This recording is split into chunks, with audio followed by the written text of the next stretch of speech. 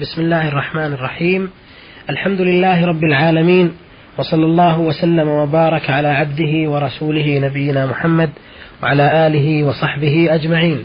مستمعي الكرام، السلام عليكم ورحمة الله وبركاته، ومرحبا بكم في حلقة جديدة من حلقات نور على الدرب.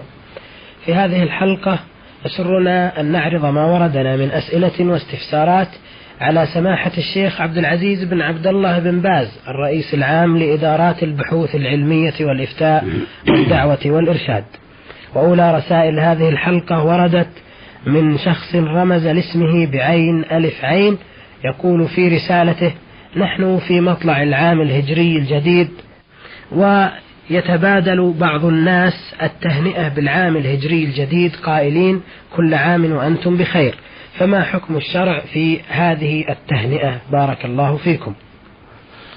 بسم الله الرحمن الرحيم. الحمد لله رب العالمين، والصلاة والسلام على عبده ورسوله وخيرته من خلقه وأمينه على وحيه، نبينا وإمامنا وسيدنا محمد بن عبد الله وعلى آله وأصحابه ومن سلك سبيله واهتدى بهداه إلى يوم الدين.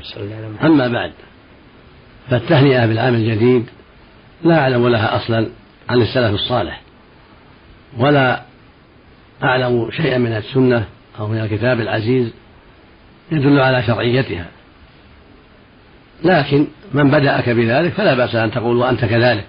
إذا قال لك كل عام وأنت بخير، أو قال كل عام وأنت كل بخير، فلا مانع أن تقول له وأنت كذلك، نسأل الله له لك كل خير أو ما أشبه ذلك. أما البداءة فلا أعلم لها أصلا.